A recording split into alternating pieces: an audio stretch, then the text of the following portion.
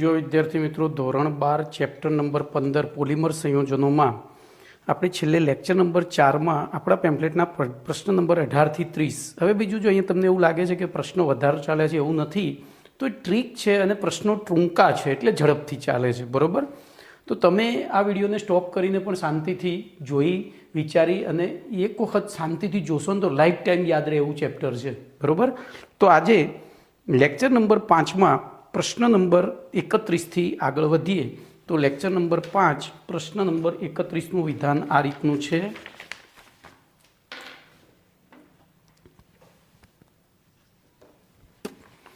Polymer સંયોજનોના અથવા તો પોલિમરના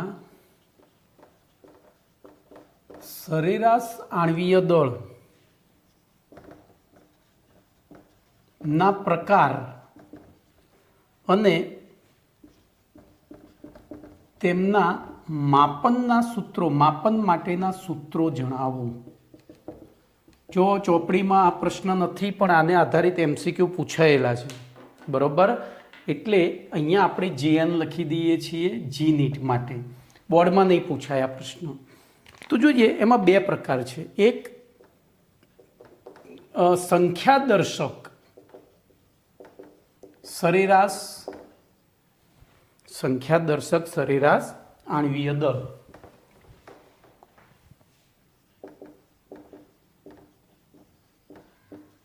અને બીજો પ્રકાર છે ભારદર્શક સરેરાશ આણ્વીય દળ. ભારદર્શક સરેરાશ આણ્વીય દળ જેના સૂત્રો, હવે આ બેની સંજ્ઞા, તો સંખ્યા એટલે સંખ્યા માટે આપણે n ધારીએ છીએ, તો અહીંયા m બાર n અને અહીંયા m બાર w, ભાર માટે w સંજ્ઞા ધારીએ છીએ, બરોબર. હવે એના સૂત્રો છે તમારે યાદ રાખવાના છે. Sigma i is equal to 1 to infinitive ni mi છેદમાં સિગ્મા ni.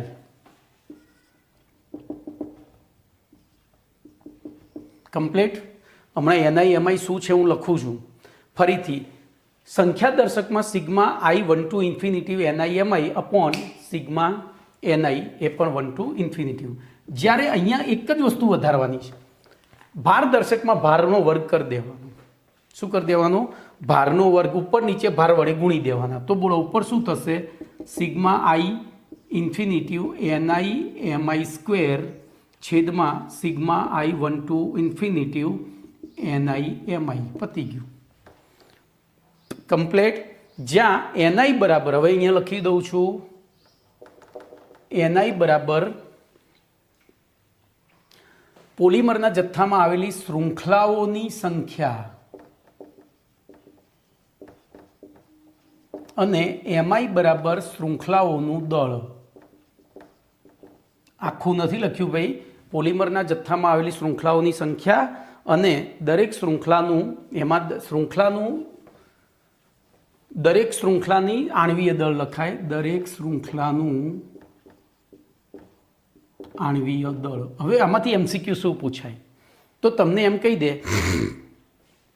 કે પીવીસીના જથ્થામાં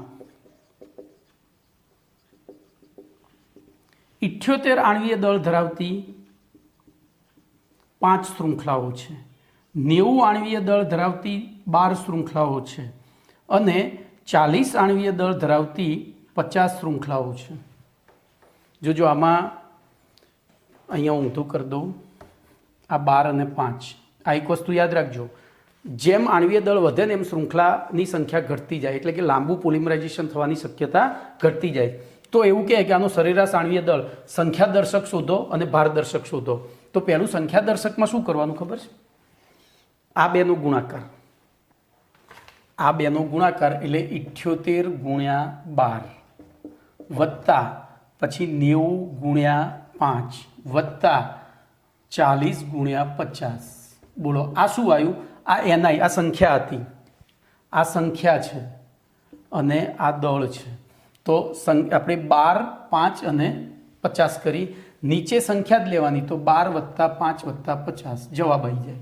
હવે એની જગ્યાએ અહીંયા કરવું હોય તો શું કરવાનું? ભારદર્શક શોધવું હોય તો 12 ગુણ્યા 78 ગુણ્યા 78 પછી વત્તા 5 ગુણ્યા 90 ગુણ્યા 90 વત્તા 50 ગુણ્યા 40 ગુણ્યા 40 છેદમાં 12 ગુણ્યા 78 વત્તા 5 ગુણ્યા 90 વત્તા 50 ગુણ્યા 40 પતી ગયું.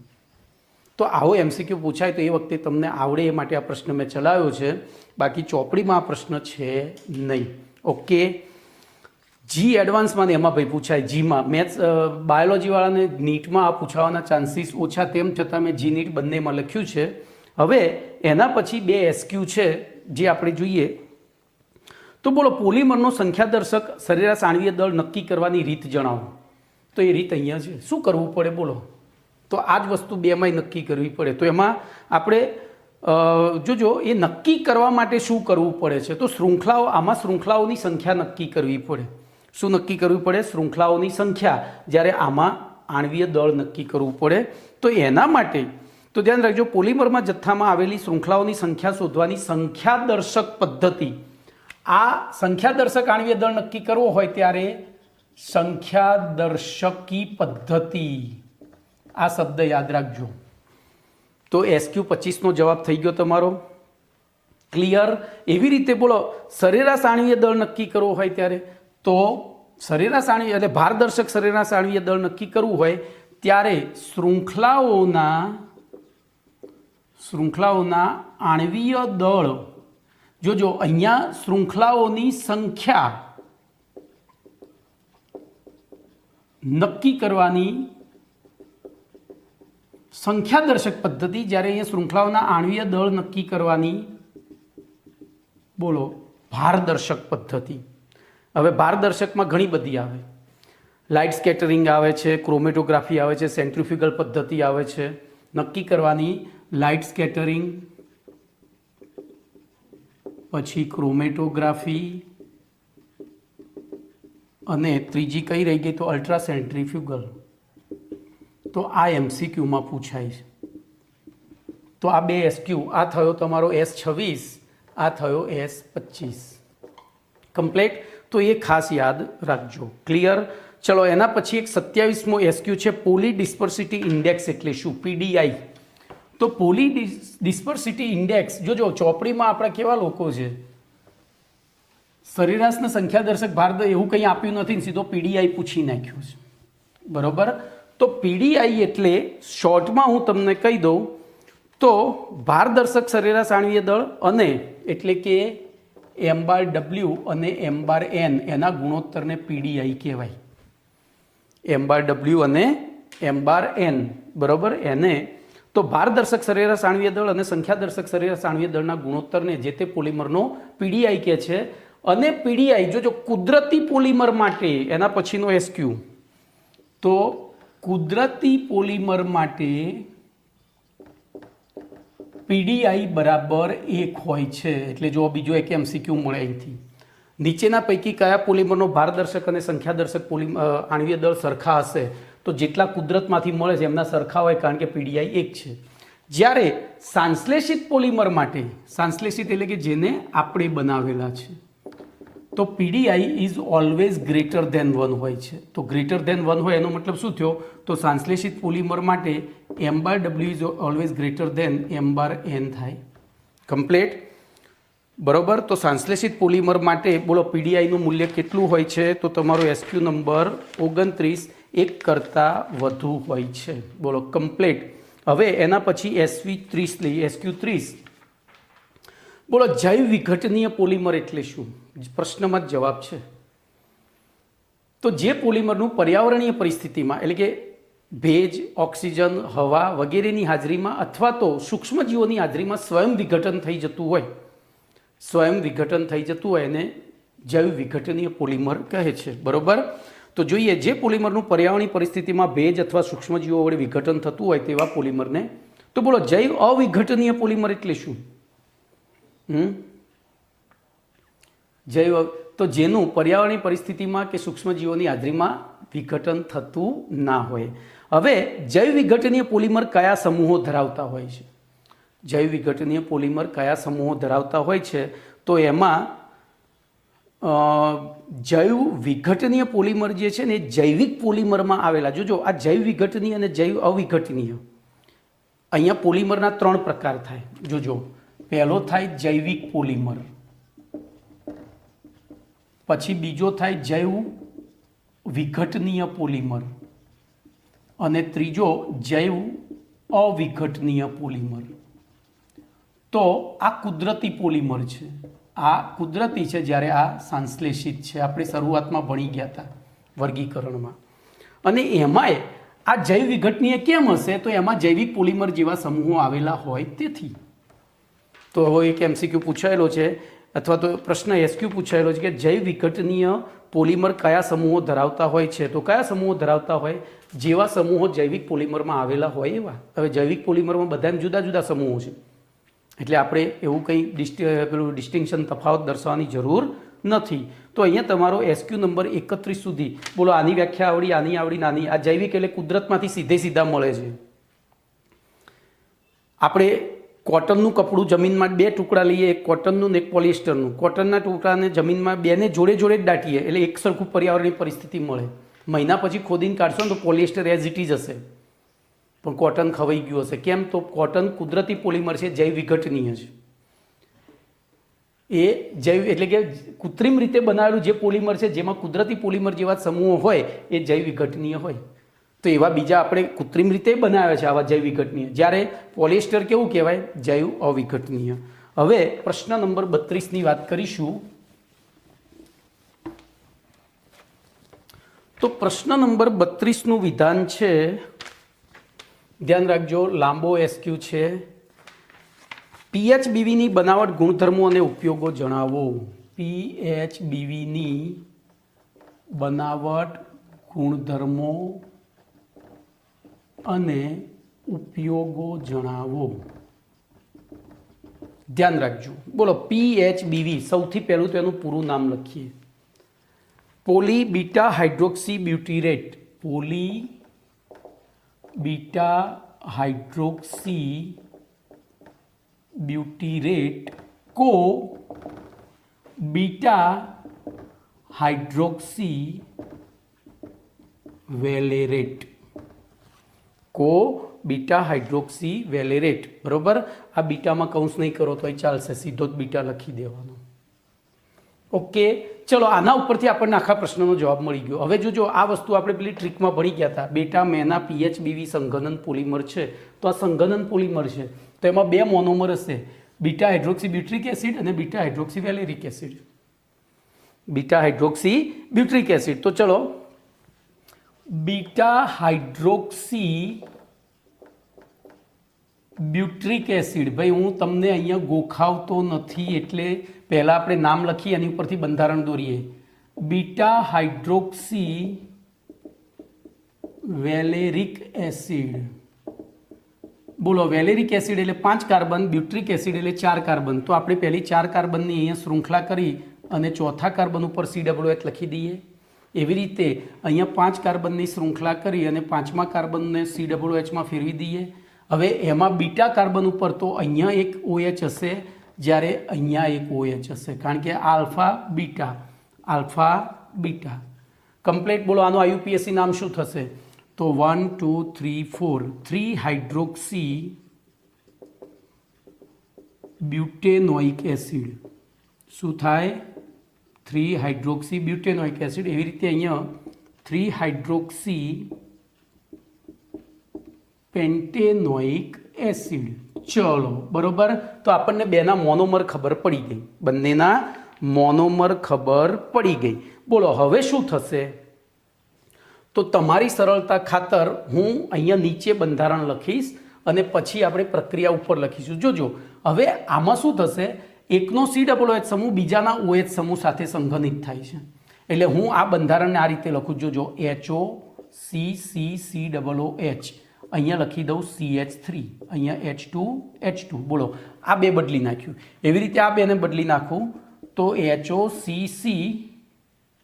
COOH અને અહીંયા CH2CH3 લખી દઉં. બોલો, આ બંને વચ્ચે સંઘનન થાય તો શું થશે? તો અહીંથી OH અને અહીંથી H ગયો, એવી રીતે અહીંથી OH અને અહીંથી H ગયો. તો બોલો આપણું બંધારણ શું થશે? હવે હું ઉપર લખી દઉં. બોલો આપણા પોલિમરનું બંધારણ શું થશે? તો O પછી CH, નીચે CH3, પછી COO, CH2COO. એક મિનિટ, અહીંયા ભૂલ છે મારી. અહીંયા CH2COOH, એમાંથી OH ગયો. તો અહીંયા આપણી પાસે CH2, પછી C ડબલ બોન્ડ O, હવે આનો O આવ્યો, પછી પાછો CH અહીંયા, બરોબર. તો નીચે આવ્યું CH2 CH3, પછી પાછું CH2 C double bond O. બોલો આટલા ભાગનું વારંવાર શું થશે? પુનરાવર્તન. આટલા ભાગનું વારંવાર શું થશે? પુનરાવર્તન. તો આને કહેવાય પોલીહાઇડ્રોક્સી બ્યુટેરેટ કો બીટા હાઇડ્રોક્સી વેલેરેટ. બોલો કમ્પ્લીટ બનાવટ આવડી ગઈ. બનાવટ અહીંથી જ છે ભાઈ, આનું પૂરું નામ યાદ રાખો, આખી થિયરી યાદ રહેશે. Polyhydroxy butyrate, poly beta hydroxy butyrate co beta hydroxy valerate, beta hydroxy butyrate, beta hydroxy butyrate co beta hydroxy valerate, hydroxy butyrate અને વેલેરેટ. બરોબર. જો પોલીહાઇડ્રોક્સી એટલે ઘણી વખત ઘણા બધા હાઇડ્રોક્સી છે એમ. ચલો હવે તો ફરી એકવાર હું બનાવટ તમને બહુ જ વ્યવસ્થિત રીતે મારે સમજાવી છે, એટલે હું અહીંયા એવી રીતે ભણવું છે આપણે કે ફરીથી ભણવું પડે નહીં. ચલો ફરીથી ધ્યાનથી રાખજો. બોલો બીટા હાઇડ્રોક્સી બ્યુટ્રિક એસિડ. તો બીટા હાઇડ્રોક્સી બ્યુટ્રિક એસિડને હું આ રીતે લખું. અહીંયા પહેલેથી જ આપણે એને હમણાં મેં એટલે શીખવાડી દીધું કે હવે આપણે આવું યાદ રાખવાનું. બોલો CH3 CH2 COOH, alpha beta, beta ઉપર હાઇડ્રોક્સી છે. એવી રીતે અહીંયા HO CH CH2 CH3 CH2 COOH. બોલો આલ્ફા બીટા. આમાં 5 કાર્બન એટલે વેલેરિક એસિડ, અહીંયા 4 કાર્બન એટલે બ્યુટ્રિક એસિડ. બોલો બંને વચ્ચે સંઘનન થયું, આ રીતે પાણીનો અણુ ગયો. જો હંમેશા આલ્કોહોલ છે ને H આપે છે આ પ્રક્રિયામાં, અને પેલો OH આપે છે, આટલું યાદ રાખજો. તો આના અસંખ્ય અણુ લીધા હતા, આના અસંખ્ય અણુ, તો એમાં શું થયું? બોલો O CH3 CH2 C double bond O, આ ડબલ બોન્ડથી ઉપર, પછી સીધો O, પછી CH CH2 CH3, પછી CH2 C double bond O. બોલો આટલા ભાગનું વારંવાર પુનરાવર્તન થયું, તો આને કહેવાય PHBV. બોલો બનાવટ પતી ગઈ. હવે ગુણધર્મોની વાત કરીએ તો પહેલો ગુણધર્મ બોલો તે સંઘનન પોલિમર છે. આપણને કેવી રીતના યાદ રહ્યું? બોલો તો મેં ટ્રીક આપી હતી. કેમ? બેટા મેના PHBV સંઘનન પોલિમર છે, એટલે બધા બેટા મેના અને PHBV બધા સંઘનન પોલિમર છે. વળી બીજું બાયોડિગ્રેડેબલ છે, એટલે કે જૈવ વિઘટનીય છે. કેવું છે? જૈવ વિઘટનીય છે. બરોબર. હવે અહીંયા ધ્યાન રાખજો, અહીંયા એક મસ્ત મુદ્દો છે. બોલો આ કાર્બન શૃંખલા કેવી ટૂંકી, આ કેવી લાંબી. હું તમને 2 સળિયા આપું, એક 6 ઇંચનો ને એક આટલો, એને વાળવાના છે. બોલો કયો સરળતાથી વળી જશે? એક અડધા ફૂટનો ને એક 1.5 ફૂટનો 2 સળિયા આપું, બેને વાળવાના છે, કયો સરળતાથી વળશે? તો લાંબો. તો બોલો આ શૃંખલા લાંબી છે એટલે કેવી હોય? લચીલી. જ્યારે આ દ્રઢ હોય, સુદ્રઢ. તો અહીંયા એક MCQ આ પણ પૂછાય છે, જે તમે યાદ રાખશો કે ભાઈ PHBVમાં બીટા હાઇડ્રોક્સી બ્યુટ્રિક એસિડનો, બીટા હાઇડ્રોક્સી બ્યુટ્રિક એસિડનો સુદ્રઢતાનો ગુણ અને બોલો બીટા હાઇડ્રોક્સી વેલેરિક એસિડનો નરમાઈનો ગુણધર્મ, લચીલાપણું જોવા મળે છે. ખાસ યાદ રાખજો. કમ્પ્લેટ અને બાયોડિગ્રેડેબલ છે, એટલે બેક્ટેરિયાની હાજરીમાં એ સ્વયં વિઘટન પામે છે. હવે ધ્યાન રાખજો એના ઉપયોગો. તો આપણે જે દવાની ગોળીઓ ખાઈએ છીએ એમાં કેપ્સ્યુલ આવે, કેપ્સ્યુલનું કવચ PHBVનું હોય. તો ધ્યાન રાખજો. ખાસ કરીને વિશિષ્ટ પ્રકારના પેકિંગ માટે ઓર્થોપેડિક ઇમ્પ્લાન્ટ્સની બનાવટમાં, ઓર્થોપેડિક ઇમ્પ્લાન્ટ્સ એટલે જોજો અત્યારે હાલ એક વસ્તુ ચાલી રહી છે, પેલું ઢીંચણ રિપ્લેસમેન્ટ, ની રિપ્લેસમેન્ટ. તો એ ની રિપ્લેસમેન્ટની અંદર આ લોકો PHBVનું પેડ વાપરે છે અંદર, જેથી ઘસારો ઓછો પડે. બરોબર. તો પીએચબીવી ધીમે ધીમે શું થતું જાય, અંદર જૈવિક પરિસ્થિતિ છે એટલે ધીરે ધીરે ખવાતું જાય. હવે જે હાડકું ઘસાયું છે એનો ઘસારો પાછો રિકવર થઈ જાય, ઇન્હેલિંગ થઈ જાય, એટલે કે દુખાવો બંધ થઈ જાય. તો ખાસ કરીને પીએચબીવી એક તો નિયંત્રિત ઔષધો ભરવાની કેપ્સ્યુલમાં અને સર્જિકલ ઇમ્પ્લાન્ટ્સમાં અને ખાસ પ્રકારના પેકિંગમાં વપરાય છે. ચલો એના પછી પ્રશ્ન નંબર, ભાઈ એક વસ્તુ છે, હું તમને બનાવટ બહુ સરળ રીતે યાદ રખાઈ શકીશ, પણ ગુણધર્મોમાં તમારે મિક્સિંગ થશે. તો એ મિક્સિંગ ના થાય એ માટે તમારે શું કરવું પડે? એ મિક્સિંગ ના થાય એ માટે તમારે શું કરવું પડે? વારંવાર આ થિયરીઓ વાંચવી પડે, તો તમને આવડી જશે. અથવા તો મેં અમુકની તો ટ્રીક આપી દીધી છે અને અમુક આવા છે જે ઇઝીલી યાદ રહી જાય. ચલો, નાયલોન 2 નાયલોન 6 ની બનાવટ, ગુણધર્મો અને ઉપયોગો જણાવો. બોલો, નાયલોન 2 નાયલોન 6 ની બનાવટ, ગુણધર્મો અને ઉપયોગો જણાવો. બોલો, શું કરીશું? શું કરીશું? બોલો, વિચારો. તો સૌથી પહેલું નાયલોન 2 નાયલોન 6 એના મોનોમર યાદ રાખવા પડે. મેં તમને ટ્રીકમાં નથી ચડાવ્યું, ધ્યાન રાખજો. નાયલોન 2 એટલે 2 કાર્બન અને નાયલોન 6 એટલે 6 કાર્બન. તો અહીંયા 2 કાર્બન વાળો અને પેલામાં 6 કાર્બન વાળું.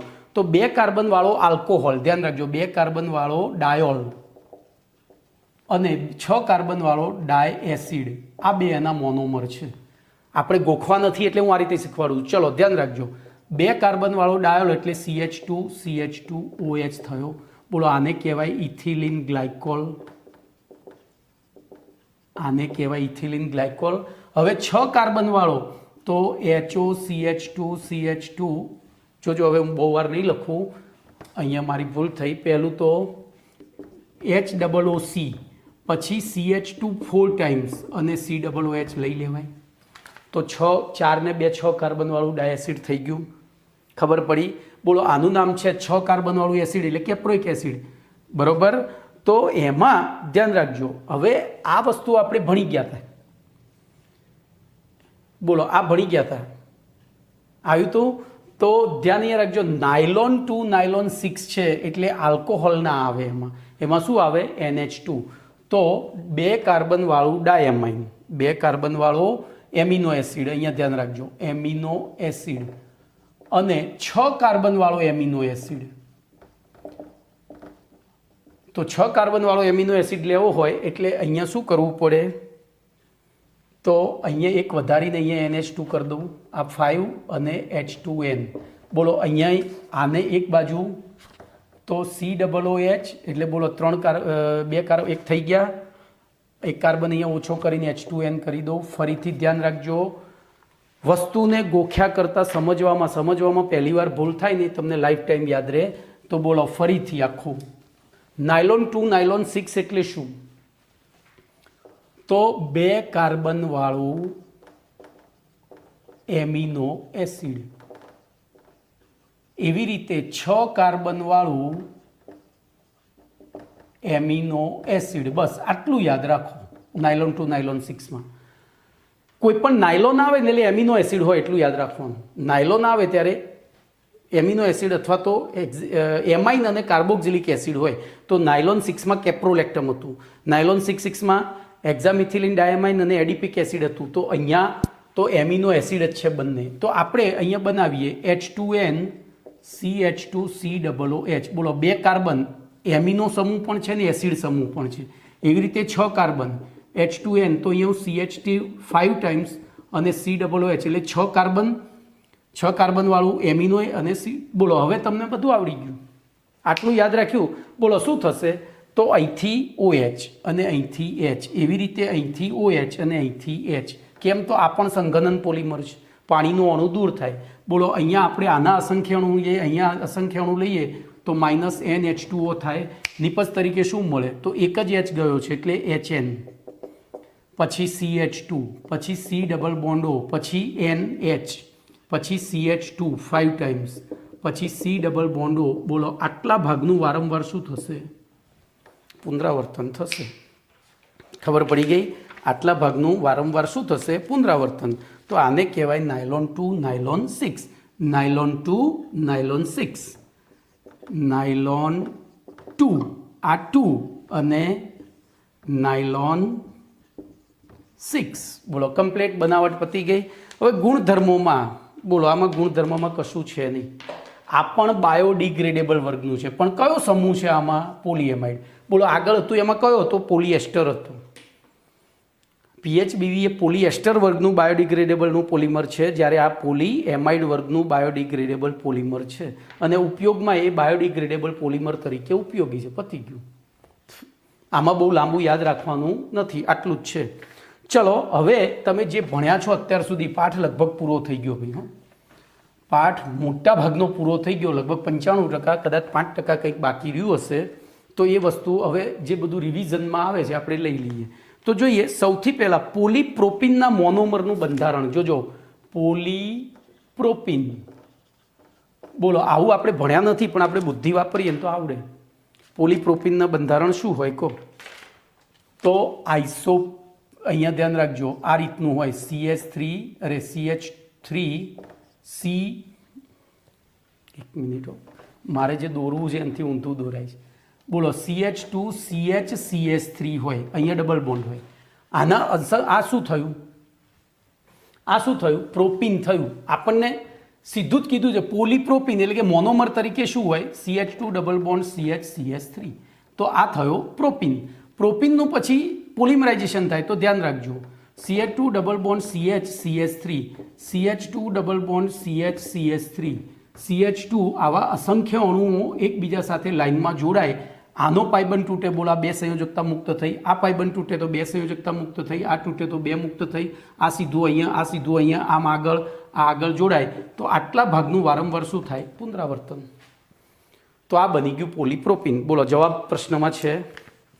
તો પોલીપ્રોપિન મોનોમરના બંધારણ અને ઉપયોગો જણાવો. તો પોલીપ્રોપિનનું બંધારણ આ થયું, અને તેનો ઉપયોગ તે રમકડા, દોરડા, પાઇપ, રેસા વગેરેના ઉત્પાદનમાં.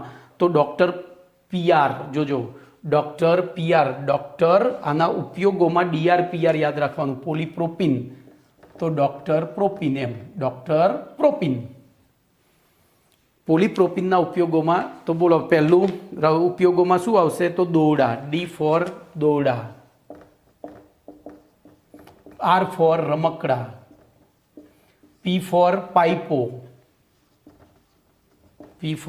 પાઇપો, અને R ફોર રેસા. બોલો યાદ રહી જાય. તો પોલીપ્રોપિન, ડૉક્ટર પ્રોપિન. ઓકે, ચલો એના પછી પોલિસ્ટાયરીન. 35મો પ્રશ્ન ભણાવી દીધો છે, તોય મારે તમને ફરીથી પૂછવું, શીખવાડવો છે. પોલિસ્ટાયરીન, બોલો પોલિસ્ટાયરીન. સ્ટાર બ્યુટી રબરવાળું યાદ આવે છે? તો સ્ટાયરીન એટલે બેન્ઝીન ઉપર CH ડબલ બોન્ડ CH2. બોલો પેલાની જેમ અહીંયા પણ આ બંધ તૂટે તો આ 2 શૃંખલાઓ, તો આવા અસંખ્ય અણુઓ જોડાય. તો આ શેનું બંધારણ થઈ ગયું? પોલિસ્ટાયરીનનું. બોલો એના ઉપયોગો શું હતા? તો આની ખાસિયત હતી આ વજનમાં હલકું છે, યાદ કરો. અને તેના કારણે ટીવી, ફ્રીજના કેબિનેટ અને ટૂથબ્રશના હેન્ડલ. યાદ આવ્યું? તો પોલિસ્ટાયરીન વીજ અવરોધક અને તેની ઉપયોગ. જોજો હવે અહીંયા ચોપડીમાં જુદું થોડું લખ્યું છે. તો વીજરોધક તરીકે ઢાંકણ અને રમકડાની બનાવટમાં, રેડિયો, ફ્રીજ અને ટેલિવિઝનના કેબિનેટની બનાવટમાં, ટૂંકમાં વજનમાં હલકી બધી વસ્તુઓ બનાવવા માટે. ચલો પોલીવિનાઇલ ક્લોરાઇડ. Vinyl chloride. તો વિનાઇલ ક્લોરાઇડ એ પ્રચલિત નામ છે. એનું નામ થાય ઇથિલિન અથવા તો ક્લોરોઇથિન થાય. એનું IUPAC નામ શું થાય? ક્લોરોઇથિન. તો બોલો હું ક્લોરોઇથિન બનાવી દઉં. તો જેમ અહીંયા બેન્ઝીન ચક્ર છે એની જગ્યાએ ક્લોરીન હોય તો એ વિનાઇલ ક્લોરાઇડ કહેવાય. બોલો આમાં આ પાઇબંધ તૂટે તો આ બાજુ અસંખ્ય આવા નવા અણુ જોડાય. તો આ થઈ ગયું PVCનું બંધારણ. 11મા ધોરણમાં આવી ગયું હતું, 13મા પાઠમાં યાદ કરો. બોલો આનો ઉપયોગ. તો એનો ઉપયોગ રેનકોટ, બેગ યાદ આવે છે. પછી પાણીના પાઇપ, વિનાઇલ ટાઇલ્સ વગેરે બનાવવા માટે ઉપયોગી છે. ભાઈ ઉપયોગોમાં હું તમને કહીશ, તમે ગોખજો, એ સિવાય તમારી પાસે કોઈ જ રસ્તો નથી.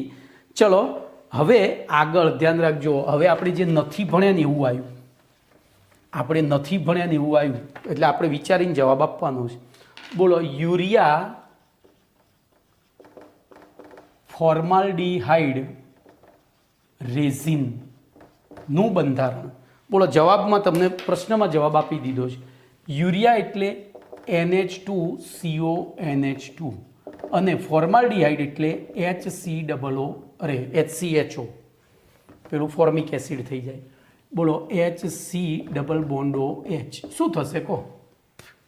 તો અહીંયા બીજો યુરિયાનો અણુ લઈ લો અને અહીંયા બીજો,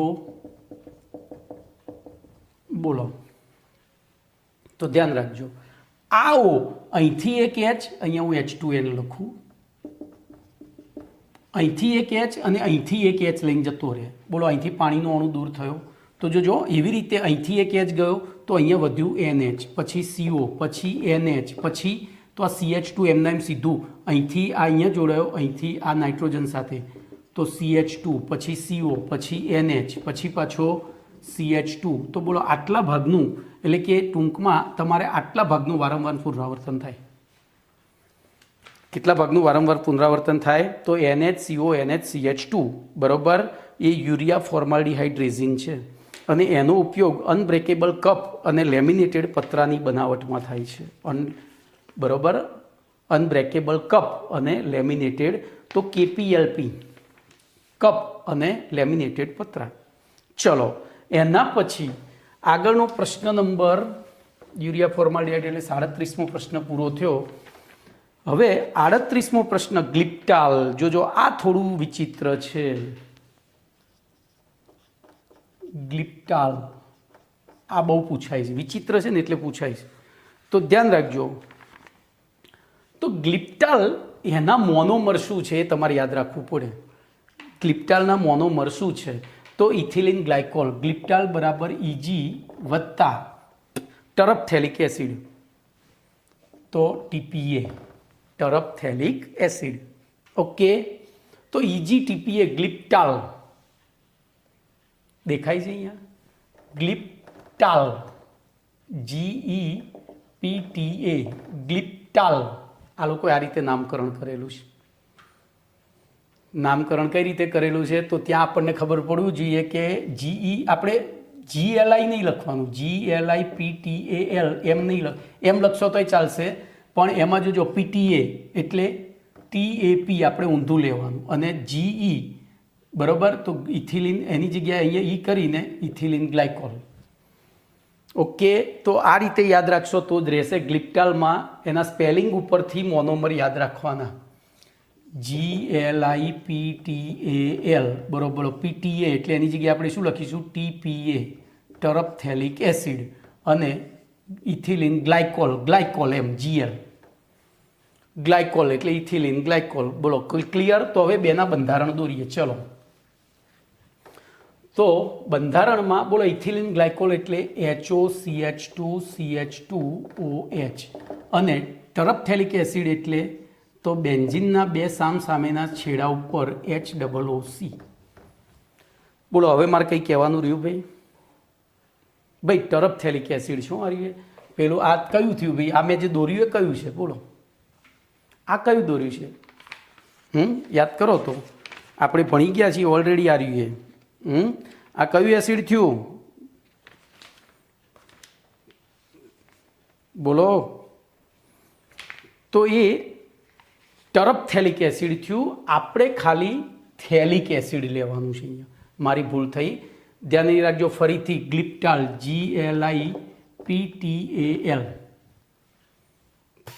તો ગ્લાયકોલ અને થેલિક એસિડ. ગ્લાયકોલ GLY એટલે ગ્લાયકોલ ને TA એટલે થેલિક એસિડ. થેલિક એસિડ ક્યારે બને? તો એમાં આ રીતનું થાય. વસ્તુ એના જ છે પણ થોડો ડિફરન્ટ છે. એ આ રીતે બસ. પેલા મેં બે સામસામેના કાર્બન હતા, અહીંયા પાસેના કાર્બન છે. બોલો કમ્પ્લીટ? ક્લિયર? ભાઈ મારી ભૂલ તમને વધારે યાદ રહેશે એટલે અમુક ભૂલો જરૂરી છે. બોલો ગ્લાયકોલ ટરપથેલિક એસિડ, થેલિક એસિડ, ટરપથેલિક નહીં એટલે તો ટરપ પ મેં કાઢી નાખ્યું, થેલિક એસિડ. ઓકે, તો ગ્લિપ્ટાલમાં ગ્લાયકોલ અને થેલિક એસિડ. તો બોલો હવે કંઈ મારે કહેવાનું રહ્યું નહીં. અહીંથી H અને અહીંથી OH, અહીંથી H અને અહીંથી OH. તો બોલો આપણું બંધારણ શું થશે? CH2CH2O C double bond O અહીંથી આ રીતે બેન્ઝીન દોરી દેવાનું, નીચે લાઇનમાં દોરો તોય ચાલે, અને અહીંયા C ડબલ બોન્ડ O. બોલો આટલા ભાગનું વારંવાર શું થાય? પુનરાવર્તન. તો આ થયું ગ્લિપ્ટાલ. શું થયું? ગ્લિપ્ટાલ. એ પણ અનબ્રેકેબલ કપ અને પતરાની બનાવટમાં ઉપયોગી છે. ચલો એના પછી 3 SQ છે એ જોઈ લઈએ. તો SQ નંબર 32. બોલો શારીરિક સેવન માટે વપરાતા બાયોડિગ્રેડેબલ પોલિમરના નામ. તો AgPGA યાદ રાખજો, AgPGA. બરોબર. તો એમાં ધ્યાન રાખજો, પહેલું પોલીલેક્ટિક એસિડ. બરોબર. અહીંયા ધ્યાન રાખજો, આ તમને મેં ટ્રીક આપી હતી. શેના માટે? 14મા પાઠમાં ટ્રીક આપી હતી. એડિનિન, ગ્વાનિન એ યાદ છે ને, પેલા આવશ્યક અને બિન આવશ્યક એમિનો એસિડ. તો એ બધા એમિનો એસિડ જ અહીંયા વપરાય છે. તો ધ્યાન રાખજો, શારીરિક સીવણ માટે કયા કયા વપરાય છે? તો PLA પોલીગ્લાયકોલિક એસિડ, અરે PGAM પોલીગ્લાયકોલિક એસિડ. પછી પોલીલેક્ટિક એસિડ તો PLA, PGA, PLA પોલીલેક્ટિક એસિડ અને ડેક્સ્ટ્રાન. તો આ 3 જણા આપણે જે ઓપરેશન કર્યા પછી સાંધા લે, ટાંકા લે ને, એના માટે આ 3 પોલિમર વપરાય છે, PGA, PLA અને ડેક્સ્ટ્રાન. એવી રીતે સૌ પ્રથમ કયું બાયોપોલિમર વાપરવામાં આવ્યું હતું આ સાંધા ટાંકા લેવા માટે? તો ડેક્સ્ટ્રાન. સૌ પ્રથમ કયું લેવામાં આવ્યું હતું? ચલો, સંશ્લેષિત બાયોડિગ્રેડેબલ પોલિમરના કયા પ્રકારના મોનોમરના પોલિમરાઇઝેશન દ્વારા પ્રાપ્ત થાય છે? તો જોજો અહીંયા યાદ રાખજો, આ વસ્તુ તમે 11મા ધોરણના 14મા પાઠમાં ભણ્યા હતા. એરોમેટિક સંયોજન છે નોન બાયોડિગ્રેડેબલ છે અને એલિફેટિક બાયોડિગ્રેડેબલ છે. તો અહીંયા લખવું પડે સંશ્લેષિત બાયોડિગ્રેડેબલ પોલિમર એ એલિફેટિક પ્રકારના પોલિમર છે, મોનોમરના પોલિમર છે. કયા? એલિફેટિક. પ્રશ્ન બરાબર સાંભળો. સંશ્લેષિત બાયોડિગ્રેડેબલ પોલિમર કયા પ્રકારના મોનોમરના પોલિમરાઇઝેશન દ્વારા પ્રાપ્ત થાય છે? તો કયા પ્રકારના મોનોમરના પોલિમરાઇઝેશન દ્વારા સંશ્લેષિત બાયોડિગ્રેડેબલ? તો એરોમેટિક અને એલિફેટિકમાં એલિફેટિક એટલે કે સરળ કાર્બન શૃંખલાવાળા સંયોજનો બાયોડિગ્રેડેબલ છે, જ્યારે એરોમેટિક નથી, એ વધારે સ્થાયી છે સંસ્પંદનના કારણે. તો અહીંયા એલિફેટિક શૃંખલાવાળા મોનોમર ધરાવતા બાયોપોલિમર, સંશ્લેષિત પોલિમર બાયોડિગ્રેડેબલ હોય છે. તો અહીંયા તમારો પાઠ પૂરો. હવે એ સ્વાધ્યાયના પ્રશ્નો જોઈએ ફટાફટ, બહુ છે નહીં કારણ કે બધું રિવિઝન જેવું છે. બોલો, પોલિમર અને મોનોમરનો અર્થ આપણે ભણી ગયા છીએ. પોલિમર એટલે અસંખ્ય સાદા કાર્બનિક અણુઓના જોડાણ દ્વારા બનતા બૃહદ અણુને, પણ એટલું નહીં લખવાનું, એ સમજૂતી હતી, લખવાનું ચોપડી પ્રમાણે. અને પોલિમર બનાવતા સાદા કાર્બનિક અણુઓને મોનોમર. પછી કુદરતી અને સંશ્લેષિત પોલિમર એટલે શું? બેના ઉદાહરણ આપો. તો વર્ગીકરણમાં ભણી ગયા હતા. જે કુદરતમાંથી સીધા પ્રાપ્ત થતા હોય ને કુદરતી. તો કુદરતીમાં સેલ્યુલોઝ, ડેક્સ્ટ્રાન વગેરે. બરોબર. સેલ્યુલોઝ છે, પછી રૂ, કોટન, આ બધું લખાય ને. ચલો, એના પછી સપોલિમર અને સમપોલિમર, તો હોમો અને કોપોલિમર આપણે ભણી ગયા છીએ. પછી મોનોમરની ક્રિયાત્મકતા તમે કેવી રીતે સમજાવશો? આ પ્રશ્ન જરૂરી છે. બરોબર, આ પ્રશ્ન જરૂરી છે. ભાઈ આજનું લેક્ચર થોડું મોટું થશે કારણ કે પાઠ આપણે પૂરો જ કરી દઈએ, પછી થોડી 10 મિનિટના લેક્ચર માટે શું કરવા રાખવું પડે. બરોબર. તો પ્રશ્ન નંબર 4 છે સ્વાધ્યાયનો, મોનોમરની ક્રિયાત્મકતા તમે કેવી રીતે સમજાવશો? બોલો. તો શું કરવું પડે? તો આ મોનોમરની ક્રિયાત્મકતા નહીં, કોઈ પણ અણુની ક્રિયાત્મકતા આ રીતે જ સમજાવાય. તો એના માટે અણુમાં આવેલા બંધ બનવાની ક્ષમતા ધરાવતા સ્થાનોની સંખ્યાને જે તે અણુની ક્રિયાત્મકતા કહે છે. આ તો આપણે અણુ માટે જ વાત કરીએ છીએ. આથી મોનોમરમાં આવેલા બંધ બનાવવાની ક્ષમતા ધરાવતા સ્થાનોની સંખ્યાના આધારે એની પ્રતિક્રિયાત્મકતા સમજાવી શકાય. દાખલા તરીકે હું તમને કહું, ધ્યાન રાખજો, મસ્ત MCQ પૂછું છું. CH3 CH2 CH double bond CH3 અને CH3 CH અહીંયા CH2 ડબલ બોન્ડ CH3. બોલો 2. તો આ બેમાં કોણ વધુ પ્રતિક્રિયાત્મક થશે મોનોમરની દ્રષ્ટિએ? તો આ રીતે, કારણ કે આમાં 2 બંધ છે. 2 બંધ તૂટે તો વધારે સ્થાન મળે, આમાં એક જ બંધ તૂટે છે. પણ જોજો, હવે પ્રક્રિયકની દ્રષ્ટિએ જોવા જઈએ તો આ વધારે થાય છે, કારણ કે આમાં બંધનું સંસ્પંદન થાય, આમાં ના થાય. ખબર પડી? તો એ બધું વિચારવાનું છે. તો આપણે અહીંયા ખાલી સ્થાનોના આધારે, તો દાખલા તરીકે પ્રોપીન, જોજો પ્રોપીનમાં દ્વિબંધ આવ્યો, પોલિસ્ટાયરીન દ્વિબંધ આવ્યો, પોલીએક્રિલોનાઇટ્રાઇલ દ્વિબંધ આવ્યો, ઇથિનની ક્રિયાત્મકતા 1 છે. તો જોઈએ પ્રોપીન. પ્રોપીન એટલે CH3 CH double bond CH2. પછી પોલિસ્ટાયરીન એટલે કે બેન્ઝીન ઉપર CH ડબલ બોન્ડ CH2. પછી એક્રિલોનાઇટ્રાઇલ એટલે કે CH3 C triple bond N. એક્રિલોનાઇટ્રાઇલ બરોબર, CH3 C triple bond N. પછી બીજા આપણે જોઈએ, એક જ મિનિટ હો ભાઈ, મારે એક, તો એક્રિલોનાઇટ્રાઇલ, બોલો એક્રિલોનાઇટ્રાઇલમાં શું થાય? તો એનું બંધારણ અહીંયા મારી થોડી થઈ છે, CH2 ડબલ બોન્ડ CHCN હોય, બરોબર. આ CH2 ડબલ બોન્ડ CHCN હોય છે. એવી રીતે બોલો ઇથિન આવી ગયો, તો આ બધામાં એક જ પાઈબંધ છે. જુઓ અહીંયા ટ્રિપલ બોન્ડ છે, ધ્યાન રાખજો, પણ આ બંધ ભાગ લેતો નથી. આપણે તો કાર્બન કાર્બન બંધ જ લેવાનું. તો અને બીજો લઈ લઈએ ઇથિન, એવી રીતે ક્લોરોઇથિન લઈએ. તો બોલો આ બધામાં એક જ પાઈબંધ છે, એટલે આમની ક્રિયાત્મકતા કેટલી થઈ? 1 થઈ કહેવાય. કેટલી થઈ કહેવાય? 1. જ્યારે 1,3 બ્યુટાડાઇન, બોલો 1,3 બ્યુટાડાઇન આપણે હાલ ભણ્યા હતા, CH2 double bond CH, CH double bond CH2. તો આમાં 2 પાઈબંધ છે, તો આની પ્રતિક્રિયાત્મકતા કેટલી થઈ? 2. કેટલી? એવી રીતે ઇથિલિન ગ્લાયકોલ, ઇથિલિન ગ્લાયકોલમાં હવે અહીંયા બંધ નહીં, અહીંયા સમૂહ જોવાના, તો 2 સમૂહ છે. એવી રીતે તરફથેલિક એસિડ, તો એમાં પણ 2 છે. ટૂંકમાં ખબર પડી ગઈ. હેક્ઝામિથિલિન ડાયામાઇન, અહીંયા હું આ રીતનું કરી શકું ને, NH2 CH2 6 NH2. ટૂંકમાં પોલિમરાઇઝેશન પ્રક્રિયામાં કેટલા બંધ, મોનોમરના કેટલા બંધ અથવા કેટલા સમૂહ ભાગ લે છે એની પ્રતિક્રિયાત્મકતા કહેવાય. ચલો પોલિમરાઇઝેશન પર્યાયની વ્યાખ્યા તો એ આપણને આવી ગઈ છે. પછી NH, ધ્યાન રાખજો અહીંયા મસ્ત પ્રશ્ન છે. હવે આ બધું લખવાનું નથી, સમજવાનું છે. બધા આપણે જે જાણ્યું ને એના ઉપરથી જ છે. તમને અહીંયા આવું બંધારણ આપ્યું છે, NH CHR C double bond O.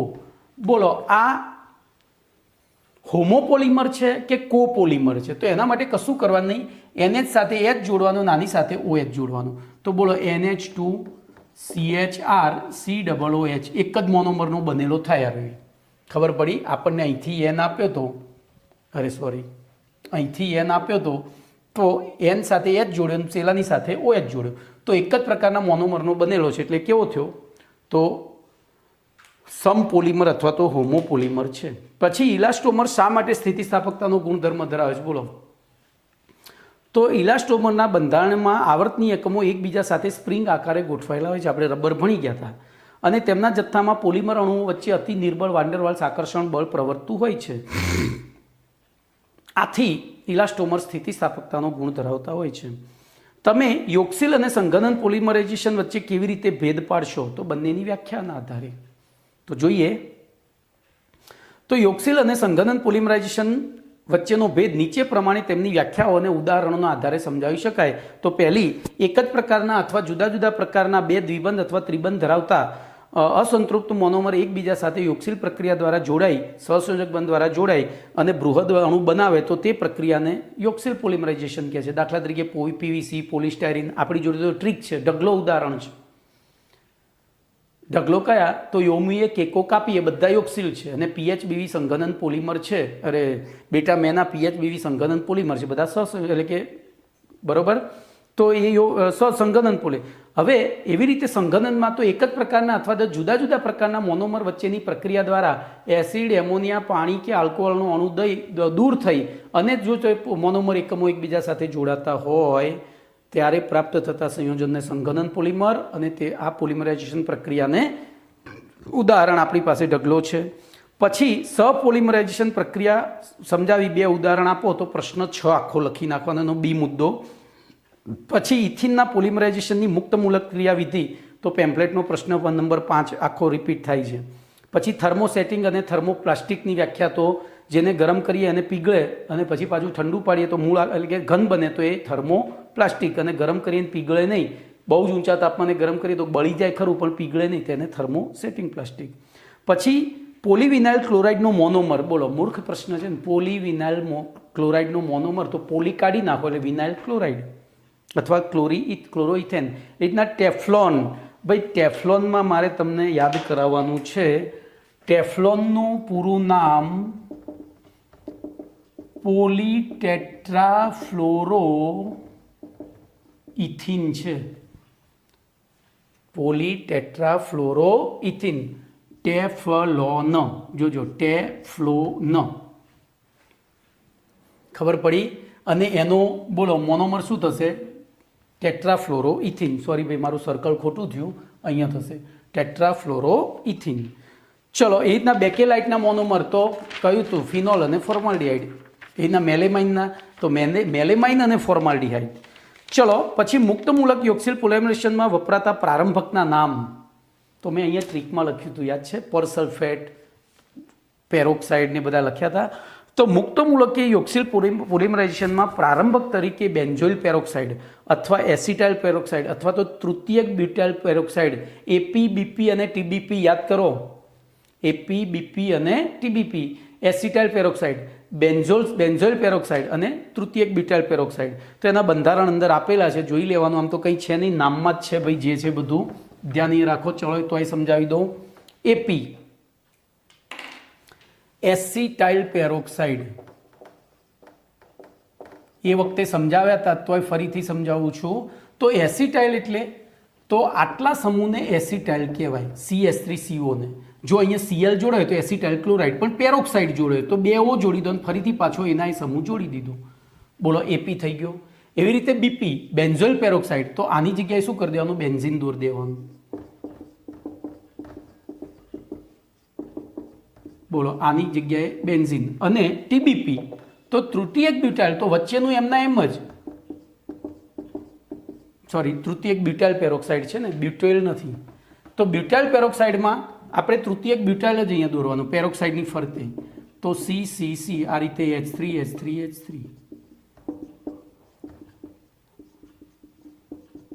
બરોબર. તો આ તૃતીયક બ્યુટાઇલ થયો, વચ્ચે પેરોક્સાઇડ. ઓકે, ચલો એના પછી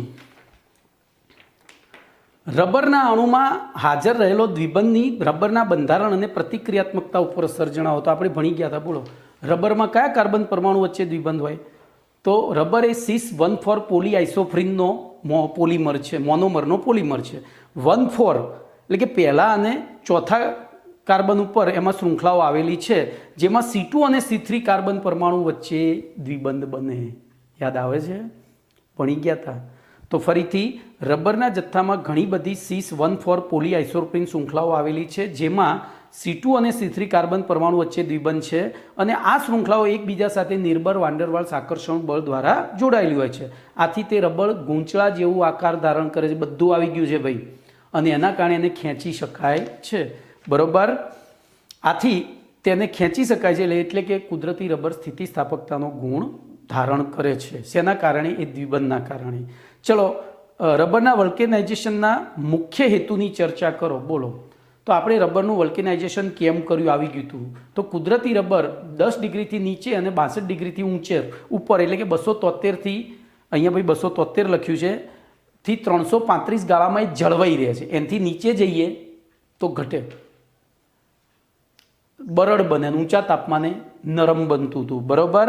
અને એની પાણી શોષવાની ક્ષમતા, પછી કાર્બન વાતાવરણમાં રહેલા કાર્બનિક દ્રાવકોનું અધિશોષણ કરવાની ક્ષમતા, આ બધું વધારે હતું. એ ઓછું કરવા માટે આપણે તો આખી થિયરી એમના એમ બેઠી છે. તો હું વાંચું છું. કુદરતી રબરનો સ્થિતિસ્થાપકતાનો ગુણધર્મ 273થી 335 કેલ્વિન તાપમાન ગાળામાં જળવાઈ રહે છે. કુદરતી રબર 283 કેલ્વિનથી નીચા તાપમાને, હવે જોજો અહીંયા છાપવાની ભૂલ છે ભાઈ, 273ની જગ્યાએ 283 કરી દેજો એટલે થઈ જાય, છાપવાની ભૂલ છે. તો 283થી નીચા તાપમાને બરડ અને 335 કેલ્વિનથી ઊંચા તાપમાને નરમ બને છે. વળી એની પાણી શોષવાની ક્ષમતા ખૂબ જ ઊંચી હોય છે અને અધ્રુવીય દ્રાવકોમાં સરળતાથી દ્રાવ્ય થાય છે. બરોબર. આથી અને કુદરતી રબર પાછું ઓક્સિડેશન કરતાઓનો પ્રતિરોધ કરી શકતું નથી, આમ તેના ઉપયોગો કેવા હતા? મર્યાદિત. તો એ મર્યાદિત ઉપયોગો, હવે કુદરતે આપણને આટલું સરસ પોલિમર આપ્યું હોય અને આપણે એનો ઉપયોગ ના કરીએ તો આપણે મૂર્ખા કહેવાઈએ. તો એના ભાગરૂપે 1893માં ચાર્લ્સ ગુડિયરે શું કર્યું હતું? તો ચાર્લ્સ ગુડિયરે શોધી કાઢ્યું કે કુદરતી રબરને સલ્ફર સાથે 180°C તાપમાને 373 થી 415 કેલ્વિન તાપમાને ગરમ કરવામાં આવે ત્યારે કુદરતી રબરમાંના આવર્તની એકમમાં CIS-1,4 પોલીઆઇસોપ્રીનમાં C2C3 દ્વિબંધ સાથે જોડાયેલા CH2 સમૂહોની ક્રિયાશીલતાના કારણે શું થાય છે? એમાં બે શૃંખલાઓ મેં અહીંયા આકૃતિ દોરી હતી, એમાં વચ્ચે મિશ્ર બંધન સલ્ફર બોન્ડ બને, વચ્ચે સલ્ફર આવી જાય છે. આથી કુદરતી રબરના ગુણધર્મોમાં ફેરફાર થાય છે. આ પ્રક્રિયાને કુદરતી રબરનું વલ્કેનાઇઝેશન અને એના અંતે પ્રાપ્ત થતા રબરને વલ્કેનાઇઝ રબર કહે છે. બોલો, નાયલોન 6નો મોનોમર અને આવર્તની એકમ હમણાં જ ભણી ગયા હતા. નાયલોન 6નો મોનોમર કેપ્રોલેક્ટમ, અને કેપ્રોલેક્ટમને ખુલ્લો કરી દેવાનો. ધ્યાન અહીંયા ભાઈ, આ બધું છે ને તમે એકદમ સહેલાઈથી ના આવડે, થોડી મહેનત તો બધે માગે. તો કેપ્રોલેક્ટમ એટલે મેં તમને કહ્યું તું માટલી દોરવાની.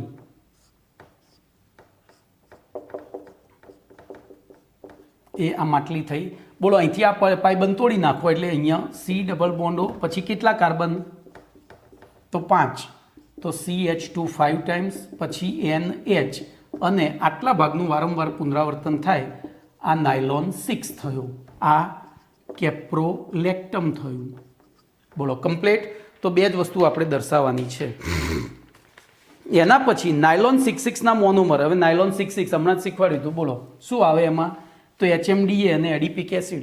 નાયલોન 6,6, નાયલોન 6,6 એટલે HMDA, હેક્ઝામિથિલિન ડાયામાઇન, ને એડિપિક એસિડ. તો જોજો, NH2 CH2 6 ટાઈમ NH2, અને અહીંયા એડિપિક એસિડ એટલે HOOC CH2 4 ટાઈમ્સ અને COOH. બોલો, અહીંથી H ગયો, અહીંથી OH ગયો, અહીંથી એક H ગયો, અને અહીંથી OH ગયો. તો બોલો, મોનોમર પોલિમરનું બંધારણ શું થાય?